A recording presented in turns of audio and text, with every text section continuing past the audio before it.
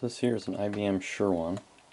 It's a particularly special SureOne because it's a dealer unit, hence the plastic covering there. And since that it's a dealer unit, it also comes with a bunch of extra stuff. So first thing is this disc, selling and sporting brand new in the packaging. Everything's dated 1999, so clearly this system is from around that time. There's that, I'll show these in a second. There's also this VHS tape.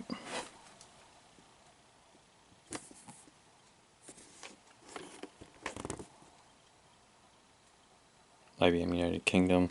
This came from the UK. I had it shipped here. I'm in the US. It was quite a bit to ship it and all that, but worth it in the end because it's kind of a once-in-a-lifetime chance to get one that's basically brand new. Unfortunately, they shipped it with a cash drawer that was not an IBM cash drawer. It's very heavy and it broke the bottom plastic of the monitor. Didn't break the stand or anything, and I believe that piece is separate, so I should be able to take that off of another monitor and make that alright, but I have VHS tapes just to keep it up, otherwise it sits kind of low. So for documentation, we got these pamphlets. Let's see, June of 1999 on there. It's got the monitor with the bit of a different display. That's the one they had that didn't have any branding on it, at least not on the front. See it, there it is again. So that monitor style must predate 1999. I always figured it was older. You can see there it has this bezel on it. Not bezel, but this mark across it. In my opinion, it doesn't look quite as good as the IBM ones. So there's that with various things. I plan on making this, all this stuff digital, all the papers and stuff I got with it at some point, and make it available for people to look at. So I think a lot of it isn't. I've never seen a lot of this online. This one here says SureOne models. See all that. You see it has color monitors too, which I didn't know they had, because these are monochrome. Every one I have is monochrome. See a color spelt with a U. It's definitely UK. So it also came with, over here, these extra blanks. So like these long, I believe they're keyboard keys, or maybe they're blanks for the keyboard, but they're just these long sticks. Let's pull one out actually. Yeah, has to be some sort of keyboard thing. So a bunch of them, and there's a bunch more papers here. Some of this doesn't make much sense. Let me just get, I think some of it's to like practice or to show programs or something. It's just like prices and stuff. This is interesting. I've never seen this. See, make sure there's nothing on here name wise. 7th of April. Prices in local currency.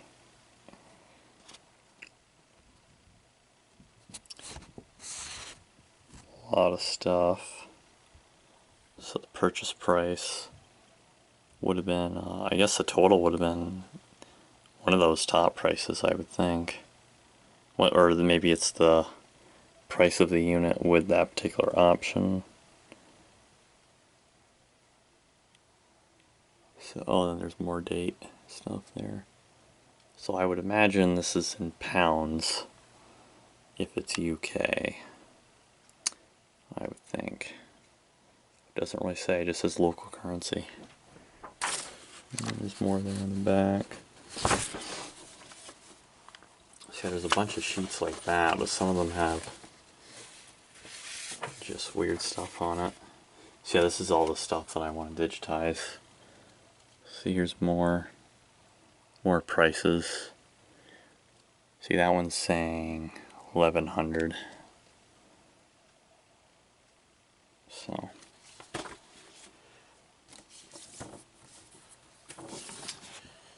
IBM announcement letter. Much info on that. Definitely A4 paper.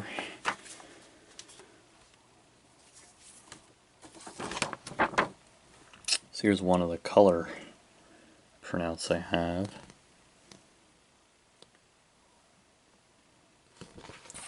And on the back, there's the IBM number, order number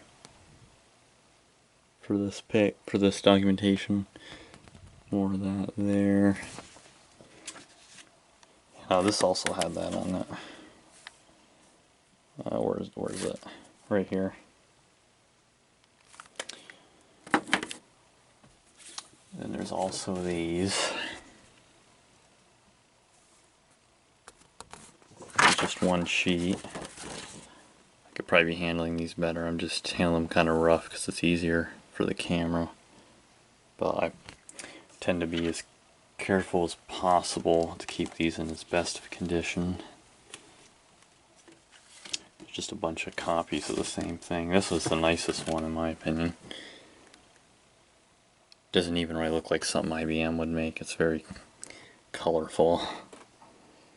So there's a system there. So as I said, the cache drawer they sent wasn't the IBM one. It was like a generic third-party one.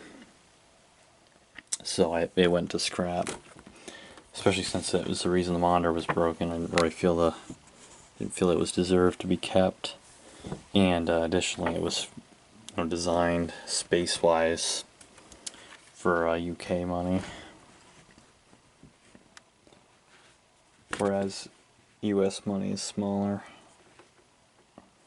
So yeah, as soon as I get a better scanner, I'm going to colorize all out. Let me see where this came from. It came from, see if I can, well I can't, but Lichfield, Staffordshire, or Staffordshire. I would show it, but it has a lot of personal info of the buyer, or me, and the seller on it. So we can go ahead and start it now. See, it does like a character test there. I want to get into the BIOS. Another thing I want to do is clone the drive on this. F2 might not work. There, okay. That's what comes up first. I should probably turn the brightness down on this because it's a little much. Oh, that's much better. Date is slightly off. It's the 22nd, but it's only a few hours. Probably, actually, it's only off by the time difference, I would think.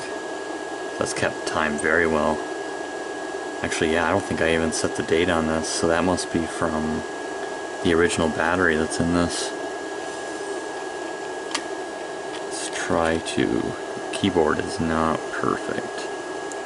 So I'll just show each page here. This is different. I've never seen COM port on one of these BIOSes before. I wonder if this is a newer one. Maybe it's an older one than what I've seen. I don't know. Boot sequence. Exit. And then you got that. It has 95 on it. Has this disk in it too. Start disk, but it doesn't need it to start. So that might have software on it. I'll have to look into that. I haven't had the chance to really look into this yet. So Steve is the username. So yeah, not much on it. About the most interesting thing I can do is go to start. Go to WordPad.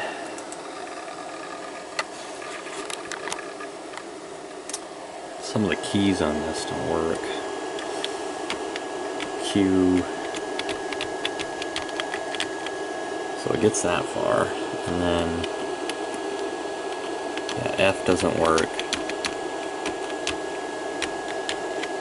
Seems J doesn't work. O works. This button here doesn't work.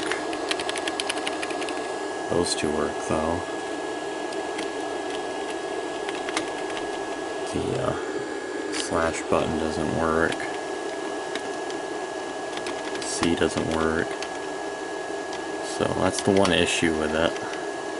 Not that big a deal to me because not like I'm going to use this for anything really other than to look at. Curious as to why the keyboard is so mushy, because normally these keyboards are really nice.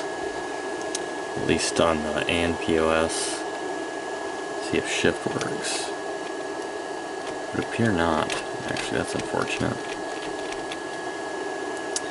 Well, there's that. Has a card reader. Has a key. I have a key to it somewhere. Printer's in there. That appears to be working. And front there, not much. The base of it is basically just, from what I can tell, one of these older narrow units, which makes sense with all the plastic on it. Eventually I'll probably have to tear this down to get to the drive, so I'll do a video on it and then on a tear down of it then, and I'll show all the ports it has too. Basically the same as one of these, like I said. So, and then I guess the other thing I didn't show was this. Well, but yeah, that's it. Probably not much going to change on it, so this will probably be the only video on just this system. I plan on keeping it right here. It's going into its screensaver there. It's pretty cool. I got this mouse connected to it so I can use it a little better. But so yeah, I guess that's it for this IBM SureOne 4614.